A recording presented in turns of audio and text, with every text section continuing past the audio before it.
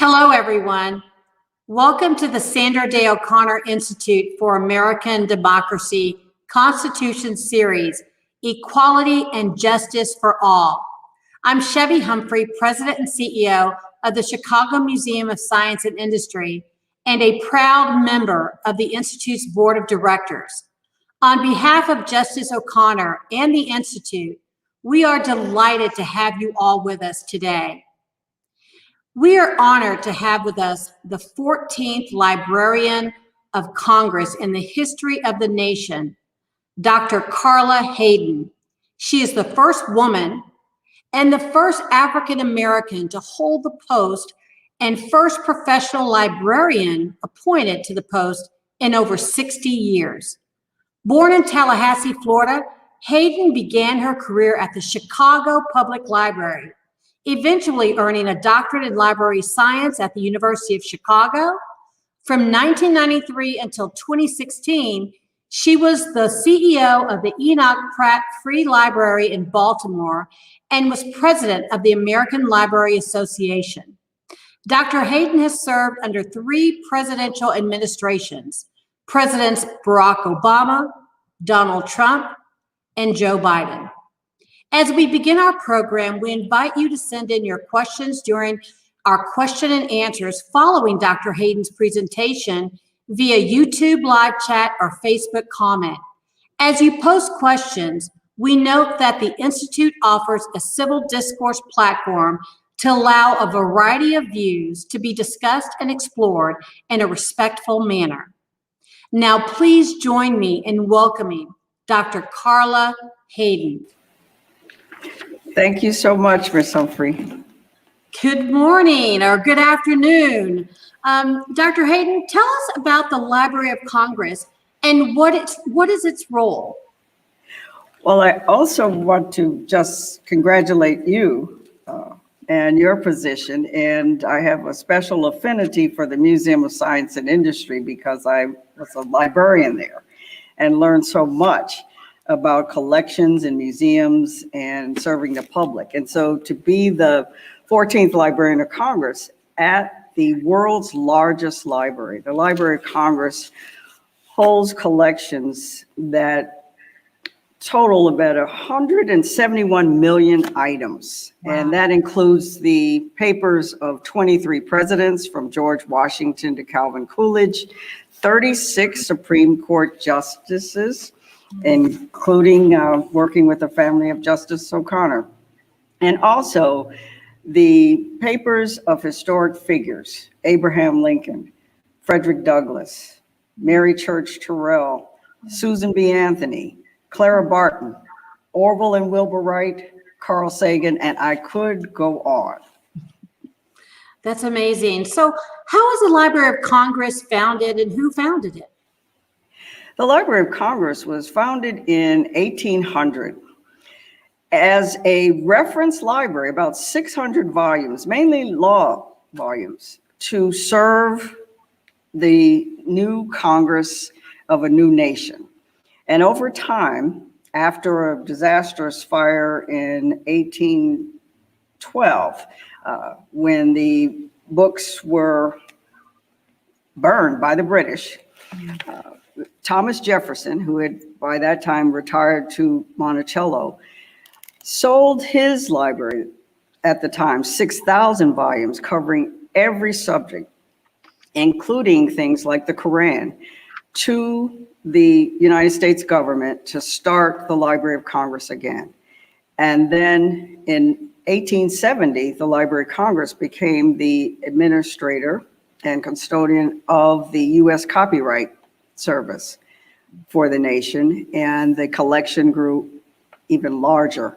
And now it serves Congress primarily and the people Congress serves. Wow. So who are some of the individuals that have utilized the Library of Congress for very important research? A person who many of your viewers very aware of, David McCullough, actually credits his research as a journalist, budding journalist, to the Library of Congress, starting his career. he was at the Library of Congress doing research on something, and he passed by, he said, materials on a table that another researcher had examined about a great flood. And he said after that, he delved in and he's been writing historic novels ever since. But you also have authors Taylor Branch, Doris Kearns Goodwin. So many people have credited the collections at the Library of Congress to their scholarship and their research. Well, you have some images to share with us regarding the 13th Amendment to abolish slavery in the handwriting of Abraham Lincoln. Please tell us about that. And Jay, will you show the image on the screen? What I hope when we talk about the 13th Amendment, it was actually on this day, April the 8th, in 1864, that the Senate took the first steps to have a constitutional aspect of abolishing slavery. And so there was a packed gallery and a coalition of 30 Republicans and 4 border state Democrats and Union Democrats, and they passed the amendment, the 13th Amendment, abolishing slavery, 38-6. And then that started so much action. And in fact, the movie about Abraham Lincoln has a poignant scene that captures that. And so what you see is something from the library's collection of the papers of Abraham Lincoln. And it's a very extensive collection. This is the handwritten draft of the Emancipation Proclamation. And this is the copy that Abraham Lincoln took to his cabinet to read before actually saying this is what the proclamation will be. So the fact that we're sitting and talking today on the day that it was actually passed, but there were so many steps before that and afterwards. And I just wanted to read something from another collection that the library is very proud to have, the Frederick Douglass papers. And many people may know that Frederick Douglass and Abraham Lincoln were contemporaries and sometimes adversaries. Frederick Douglass was quite something, and he participated not only in women's suffrage, but also, of course, civil rights. And the letter from his son, who was in the chamber at the time, to his father, because Frederick Douglass was always sorry that he couldn't be there, but he said, "Father, I wish you could have been here the day that the constitutional amendment was passed forever abolishing slavery in the United States. Such rejoicing I have never witnessed. Canyons firing, people hugging and shaking hands, white people, I mean, flags flying all over the city. I tell you, things are progressing finely, and if they will only give us the elective franchise and shoulder straps, it will be a big thing to see." And so when you think about the significance of that amendment, a noted filmmaker, Ava DuVernay, has an award-winning film called The 13th. And it shows the progression from that amendment that had a clause about criminal activity that led to what she documents as a real concern about criminal justice. So the 13th Amendment was particularly significant in so many ways. Well, then that leads to the question is, how does the Library of Congress help build civic engagement? Well, and Justice O'Connor, in fact, in her legacy of emphasizing civic education and the importance of civics, the Library of Congress, with the rich collections that it has also developed a curricular lane called Teaching with Primary Resources, where we take the materials that we have and we have educators who mine the collections and produce lesson plans and things that educators and families and anyone can use. to put together and put history in context, to collect the materials the Library of Congress has been doing for quite a while, but also to connect the collections.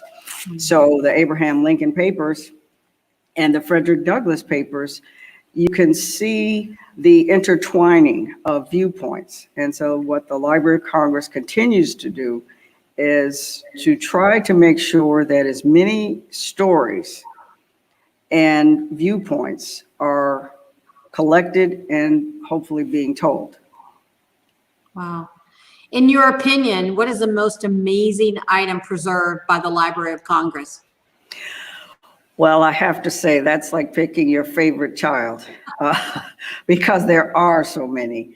And being a person who grew up with a family that was based in Illinois, and particularly in the southern and the middle part with Springfield. And so the Abraham Lincoln and the legacy of Abraham Lincoln was very much a part of my upbringing and life.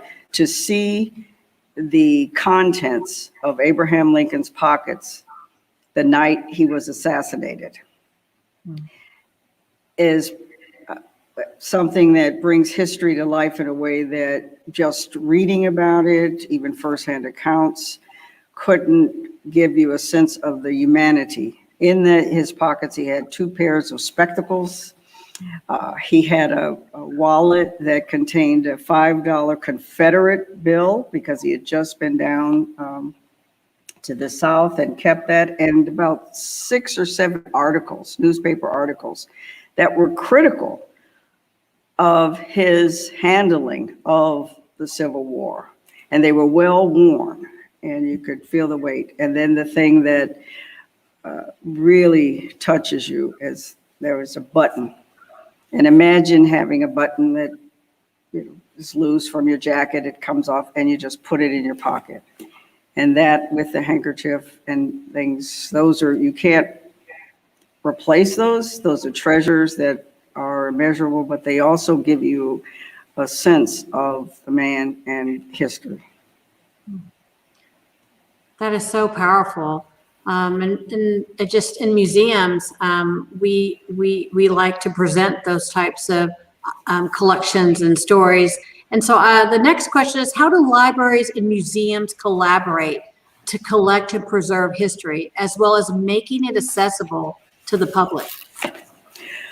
Well, the Library of Congress and the Smithsonian Institution, for instance, have a very strong and reciprocal relationship. In fact, the 2 institutions went together to purchase the first known photograph of Harriet Tubman. The Library of Congress preserved it and conserved it, and it is on display in the Smithsonian's National Museum of African American History and Culture.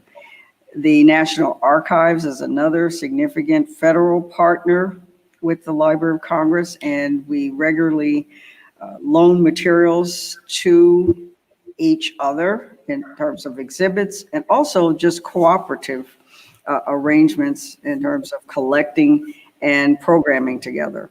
So these 3 institutions in particular work together very closely.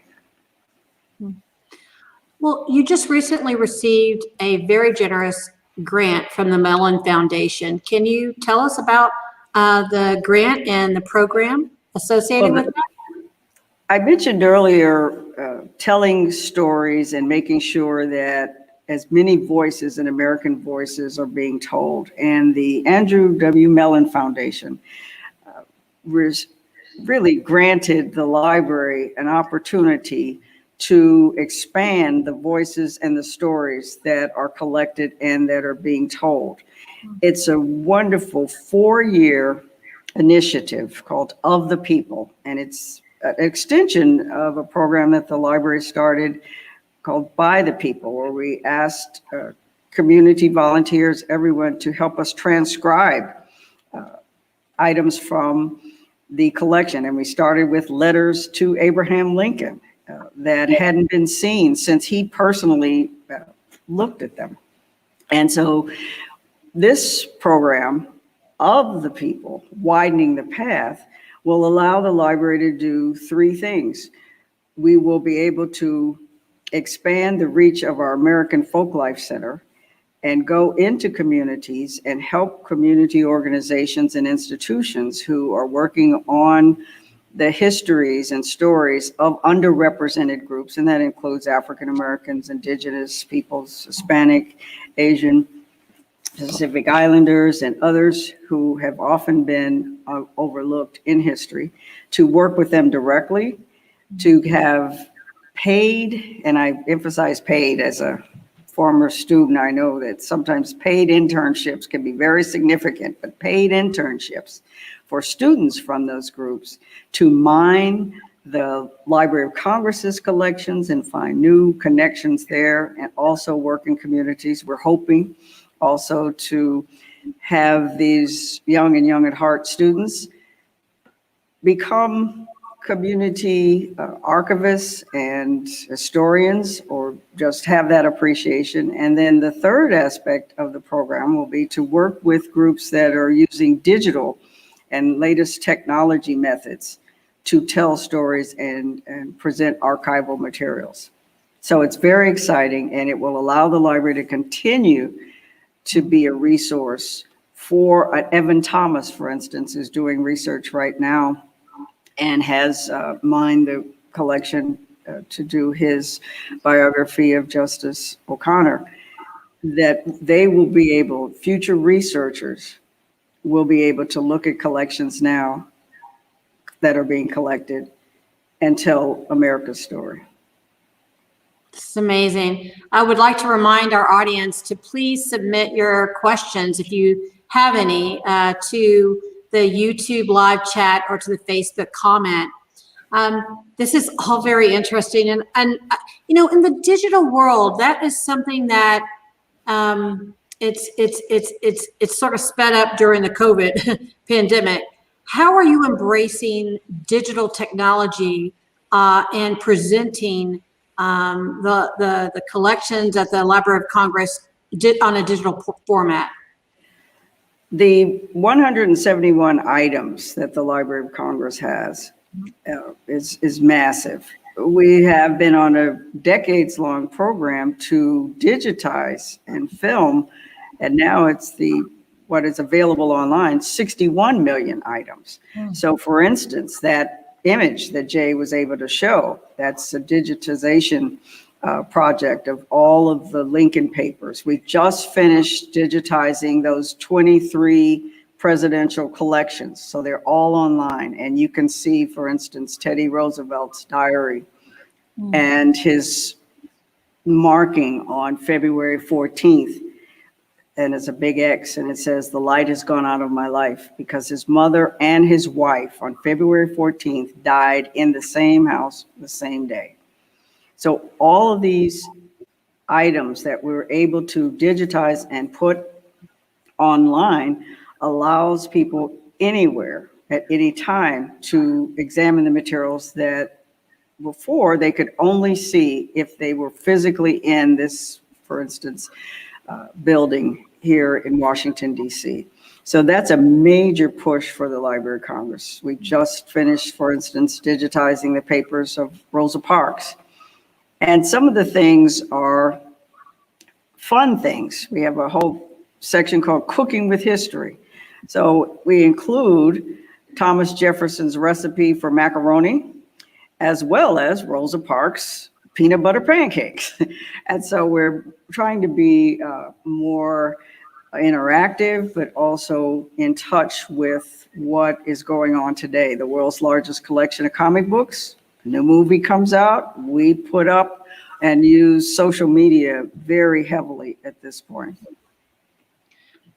So speaking of that, how did the Library of Congress adapt during the pandemic? It was a really tough, I mean, we're still in the midst of our pandemic, but how did you all adapt to it? Like so many other institutions, organizations, people, families, we had to make a rather sudden shift to virtual programming. We had been involved, and we have an extensive and very experienced multimedia staff, but we took our programming that had been in the works. For instance, our National Book Festival. It was the 20th year.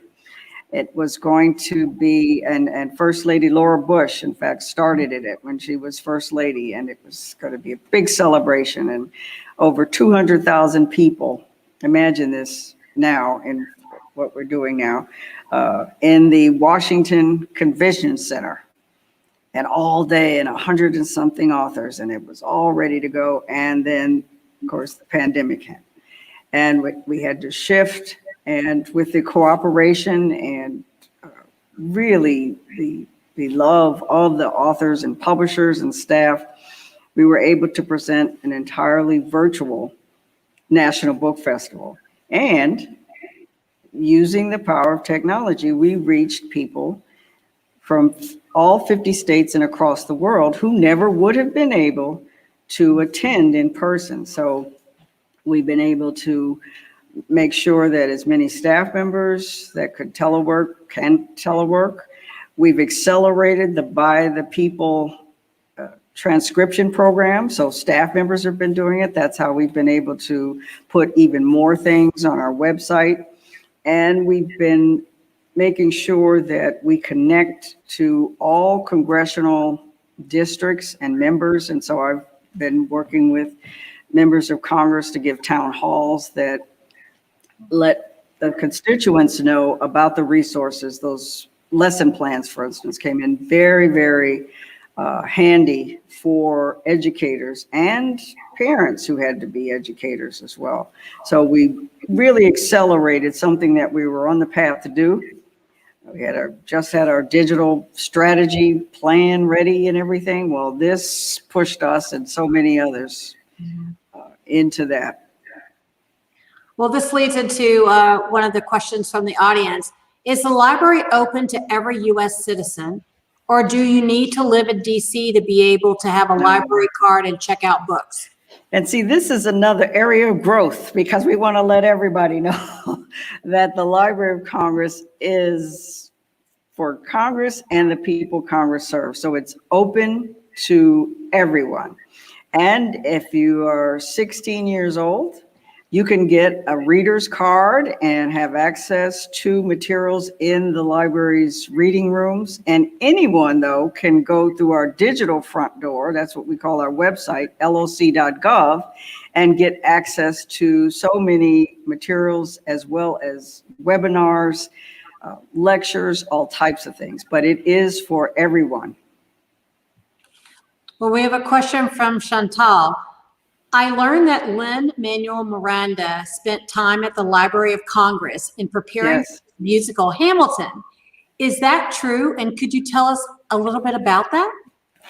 Now, I wish that one was true about Lin-Manuel. Actually, he did a lot of the research, the primary research, at our partner, the National Archives, but he has been to the Library of Congress to prepare for his next musical, using the archive of Jonathan Larson, who was the composer and author of Rent. And he was here and he was able to do his research for that. So we're very pleased about that. Thank you. So Gerald has a question. Is the copy of the Declaration of Independence original? And is it the only one surviving from 1776? If so, how did it survive the fire of 1812? As you probably know, there were several copies of the Declaration because they had to circulate it. There was an original, the Library of Congress, for instance, has the draft of the Declaration of Independence in Thomas Jefferson's hand with notations from BF, Benjamin Franklin, and J.A. Adams.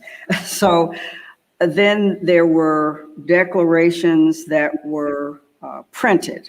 So the National Archives, the Library of Congress, actually had the first printed copy, as well as the copies of the Constitution and the Bill of Rights were at the Library of Congress until about 1952. And They survived the fire because of very astute staff members or people at that time that made sure that they were protected. And in fact, the Library of Congress has a very secure process for making sure some of the treasures that are contained at the Library of Congress are in a very, let's say, well, I don't want to give it all away right here, but let's just say if there are things that are processes in place to make sure that certain items will be taken to safety and have priority. And I don't even know the combination to some of those things. Thank you. Well, Ruby has a question. What is the procedure to become a transcriber? Oh, you just go on loc.gov and look up by the people. And we really would appreciate it because there's so many things, those handwritten diaries, during women's suffrage, we have the papers of Susan B. Anthony, Elizabeth Cady Stanton. Well, they were writing and sometimes they were pretty busy, and it takes something to read cursive writing. So just loc.gov, by the people, and you can select from the different collections if you want to, for instance, the papers and also papers that are in different languages too, because we have the papers of Sigmund Freud and other types. So you can select Clara Barton's diaries and read about and help other people know about her struggle with depression. I have two questions that are pretty similar, so I'm gonna try to pull them together. But the Library of Congress has some beautiful exhibits. How do you determine what exhibits to have? And how do you go about acquiring materials for the library, donations, etc.? The materials that are acquired come in a variety of ways. The administration, for instance, of the U.S. copyright operation means that the Library of Congress gets to select for its collections from deposits that people who are submitting for copyright registration. And 12 to 15,000 items are selected in that manner every working day to be added to the collection. So those are, of course, books and film, all types of things. There are gifts, and those gifts can come in the form of a purchase that a donor might make of an important material and will give to the library. And that's how the library acquired the Rosa Parks collection from the Howard Buffett collection foundation. And so that's one way, as well as the personal donations, the papers of people who, and organizations. The NAACP collection is a gift, a custodial gift to the Library of Congress to make available to researchers. Also the Legal Defense Fund. So you have those types of arrangements as well. And they're all types of collections still to come and to be processed. And now there are things that are coming in that are digital. They're born digital and they're coming to the library in digital form. Wow. And there might have been another part of that question too. Well, I'll add on this, but do you know what kind of articles, papers, or items the library contains about Justice Sandra Day O'Connor? Quite a bit. I mentioned Evan Thomas and his work in the archive, and the Library of Congress is working very closely with the justice and her family to look at what materials are going to be made available to researchers. And right now it's through permission. And so those, over time, more items will be made available, and it has a lot to do with things like who is still involved in any type of engagement or litigation and things like that. So there are a lot of rights and permissions, but it's a very rich archive. Okay, I have one other question. In this age of misinformation, how do you feel the Library of Congress fits in? And what role do you think the Library of Congress can have in helping us agree on a set of facts? The Library of Congress is part of, and I mentioned those partners earlier, the National Archives, the museums, and you're very familiar with the museum world as well, that we have an opportunity to provide context to history. We can show you the real thing. So we can show you this is, and authenticate, and that's a big part of what libraries and museums do, and archives too. What's the provenance? How did we attain this? How do we know that this is really Thomas Jefferson's draft of the Declaration of Independence? And you see the cross out where he crossed out subjects and put in citizens. So by providing the real thing, libraries and museums are able to let you have access to what actually was said or what happened. And these institutions are also trusted sources of information. And that's something that we know that's very important. Where are you getting the information from? And how can you trust that the information has been vetted? And that's a major function of libraries and museums. Thank you. So does the library have Benjamin Franklin's papers, or were they destroyed in the 1812 fire? We have some material from Benjamin Franklin. And what's interesting is we have things, the fire, and when you think about when the fire happened, because actually there were two fires. There was another fire in the 1850s, and that's actually part of what led to the establishment of a separate building for the Library of Congress. That's what I'm sitting in now, the Thomas Jefferson building that was built and completed in 1897. The first building to have electricity, federal building to have electricity, because and there are wonderful photographs of materials lining the halls of the Capitol, books and manuscripts and things moving. But when the first fire happened, there weren't as many manuscript collections or letters. A lot of those things, like things from Benjamin Franklin and things, came after the 1812, because the library was established in 1800. So that's where you have things later. And then in the 1850s, when there was another fire in the Capitol and materials were burned, they were mainly the book collection items. So you can imagine that fire prevention and making sure that the materials are protected physically is a major part of what the library has to do. Wow.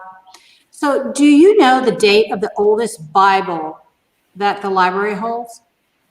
No, I don't. However, if you go on to the website, loc.gov, there's a section called Ask a Librarian.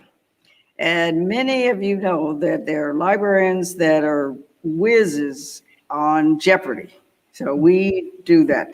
We say, in fact, we have t-shirts made up and mugs saying, librarians, the original search engines. So all you have to do, go on there and find out. I do know, though, that we have one of only 3 copies of the Gutenberg Bible in the world that are on vellum paper. The other 2 are at the British Library and the Bibliothèque Nationale, and we have the 3rd. Wow. And talk about protection in that case. Dr. Hayden, you're a library within yourself, so this is amazing. We have another question. A theme we've been discussing in this series is equality and justice for all. How does expanding the diversity of the collection via the Of the People project contribute to equality and justice? It allows different perspectives to periods of time and incidents in history to be added to the record. There's a kind of colloquial saying, the person who writes the history owns it, or it's usually the winners who write the history of any battle or engagement. They're the ones that get to live to tell it.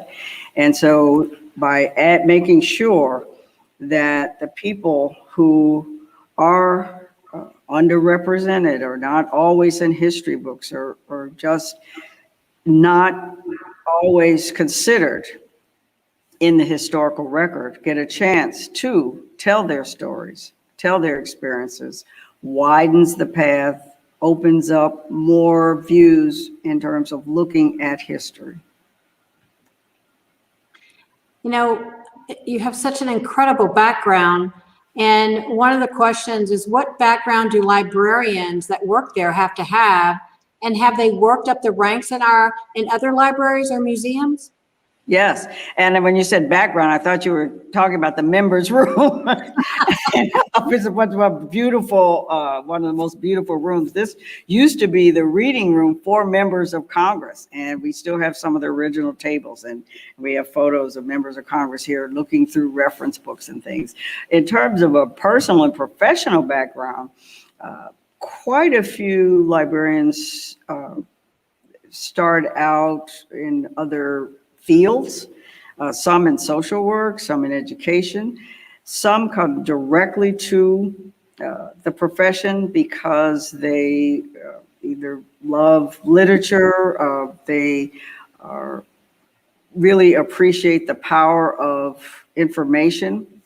And so you have librarians who are in many different fields. And in fact, you have a lot of librarians who are going straight into working with digital companies and tech companies because of that search engine emphasis, that really finding out about how people ask questions and how you can determine what they need. So if someone comes in and says, I want a book about thimbles, you start asking questions and doing that. So you have librarians in different, there was even a librarian, Major Owens, the first and only librarian that was a member of Congress. So you will see librarians in different fields, and particularly also in the museum field, because most museums and historical societies have libraries, and that's where you have quite a few. In fact, that's how I got to Museum of Science and Industry. Well, we miss you, but you're in a much greater role now. Does the Library of Congress have programs that serve the visually impaired? Yes. The major program, the National Library for the Blind and Print Disabled, and that is actually a program that was started and given special significance when this building was opened in 1897. There was a special reading room for the blind. And that program now extends to all 50 states, and it's direct services to the blind and the print disabled, as well as other impediments to reading. And so that program has gone into the digital age as well. So now they distribute e-readers, and a lot of the materials are downloadable from the cloud. And so that's a very exciting program that's expanding all the time and using the latest technology to make sure that, as their motto says, that all may read. Well, we have a question of how are the digital records retained and are archived by the Library of Congress? They'd like you to go more in depth. Well, the library has a very, and it's just the terms that you learn as you get into technology, of course, a very robust digital infrastructure. And there is a several departments that are responsible for working with the information technology department, and that serves not only the departments that are ingesting or bringing in digitally content, but also the people who are responsible when we had to make that shift to make sure that the laptops and the iPads and all of the things that allowed the staff to just basically do telework. So this basic information technology department, and then you have a digital collecting department that works closely with them. So there are different ways. It's through computer technology, and it goes directly. We have servers, we have services in the cloud, and we have a very sophisticated system to make sure that we can ingest and then make available the materials online, rights permitted. So do all members of Congress submit their papers to the Library of Congress when they leave office? Is it a requirement? No, that's where the division happens in many ways in terms of government records. When the National Archives was basically founded in the 1930s, 40s, and after World War II, for instance, that's when the documents that the Library of Congress was holding, the founding documents, went to the National Archives. The National Archives is responsible for government records, and those are the records of the executive branch agencies, the Department of Energy, all of those things go. In fact, they have a plan that all of the records for the government will be digital after a certain point. So they are not going to be collecting paper materials after a certain date. And the individual members of Congress can decide if they want to give their papers to their, for instance, alma mater. And that happens quite a bit. Their universities or their state libraries or historical societies. So they have discretion for their personal papers to give them to institutions or organizations that they choose. So where do you store the physical material that seems to grow so exponentially? Well, we have 836 miles of shelving. So that's, we figured it out. It's like from Washington, D.C. to Davenport, Iowa. There are 3 physical buildings here in the Capitol complex. So the Thomas Jefferson Building, the Adams Building, that was opened in 1933 about, and then the James Madison Building. So those 3 buildings, and that was 1980, are right here together. So that's 3, and there are a lot of materials that are stored here, including some of the treasures, the manuscripts department, things like that. Then there are storage modules that remind you of some of the shopping warehouses that you see that are just massive and things in Fort Meade, Maryland. And there's also a storage of our audiovisual materials in Culpeper, Virginia. That's 14 acres of space with vaults and things that house those materials. And the National Library for the Blind and Print Disabled has its own facility as well. And they're not storage facilities though, but 6 overseas offices where we collect materials from all over the world. Half of the library's collections are in languages other than English. So we collect in 470 languages. Wow. How many employees do you have? Approximately 3,500, and that's full-time equivalent. And then there are a number of staff members that work with us on contractual basis as well. So you could add another 400 or 500 with contractual or part-time.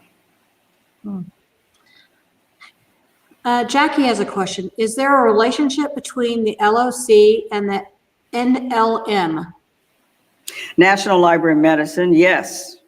And when we have, there's joint programming, there's joint collection development when we look at materials. And for instance, if there are things that the Library of Congress doesn't need to acquire because we know NLM has it. And so there's a very close relationship with not only the National Library of Medicine, but the other federal libraries. And that system of federal libraries, the Library of Congress actually provides cataloging services and other things for those libraries.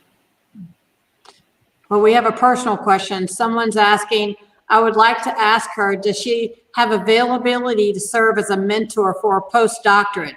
And I'm going to add on to that question. Do you mentor others in our field? I try. I try because, and you want to make sure that people want you to. You don't want to say, hey, I'm going to tell you or guide you. I want to be available. And the was it the postdoc or you're getting the doctorate? Postdoc. That's a crucial time. A crucial time. And so I would really appreciate being included in someone's path as they try to do that, because many people helped me.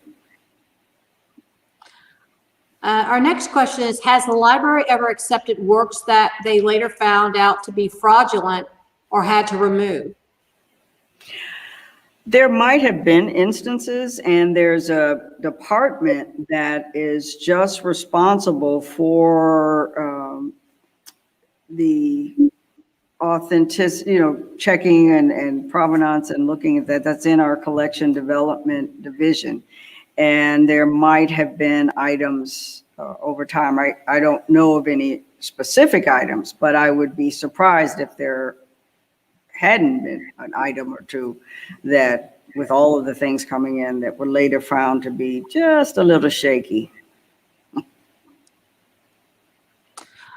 Until 2017, the Library of Congress used to archive every post on Twitter. Now, because of the sheer number of tweets, you only archive some. How does the library decide now which tweets to archive?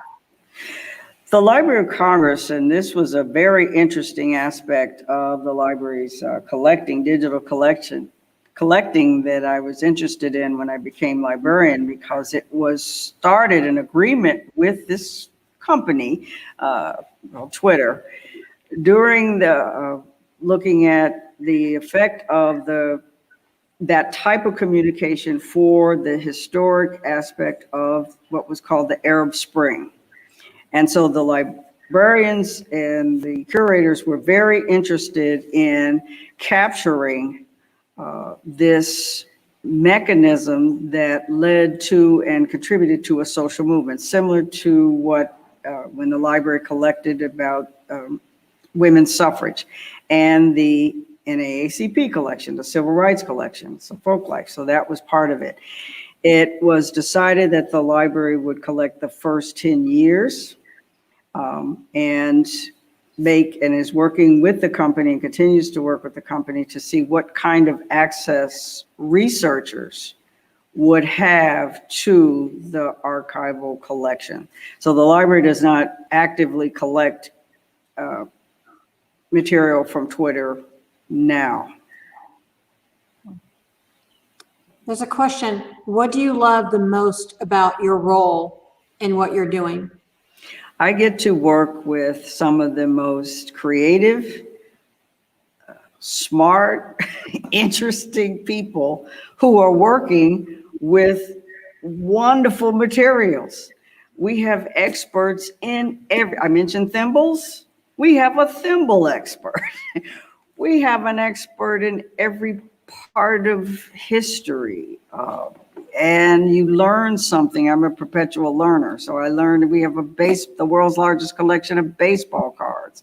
We have film experts. So that's the most exciting and I think personally rewarding and professionally rewarding aspect of being Librarian of Congress. And the other part of it is to tell the world about it and to let more people know this is the nation's library. It's your library. The next question, how do you reach out to more under-resourced rural and Native communities? The Other People project will allow us to do even more. We've been doing quite a bit with working directly with groups and organizations that are part of networks serving different communities, and we work and have expanded our outreach to local public and school library systems as well as school districts. And we want to do even more. And that's why the Mellon grant is going to allow us to get even deeper and more intentional about making sure that we are connecting to those communities. Well, we've asked you a lot of questions, so I wanted to leave this time open for, are there any messages that you would like the audience to know and to embrace about the Library of Congress?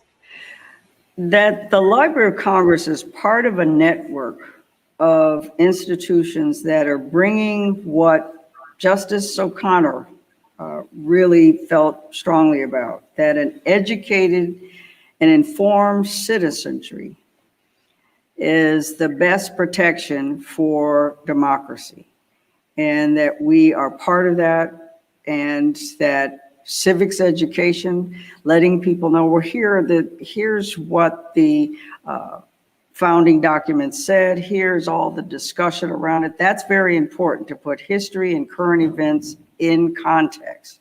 And history never stops, and we want to make sure that everyone knows that they have a part in it and that they have a partner with the Library of Congress. Well, thank you, Dr. Hayden, for your enriching presentation. That was both illuminating and instructive. Do you have any further comments, or we're going to close the program? Well, I'm just delighted that we are taking this day to commemorate the fact that I wouldn't be sitting here as the first person of color if the 13th Amendment hadn't been passed. Well, thank you. And it's been an honor to hear your presentation and to get to know you. And we thank our audience and our sponsors for being with us today. To learn more about the Sandra Day O'Connor Institute for American Democracy, please visit o'connorinstitute.org.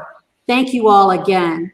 And we hope that you'll join us for our next Constitution series on June 10th, when we present author and Wall Street Journal columnist Jason Riley, who will discuss his new book, Maverick, a biography of Thomas Sowell, one of the great social theorists of our age. For more information, visit o'connorinstitute.org. Thank you again for being with us.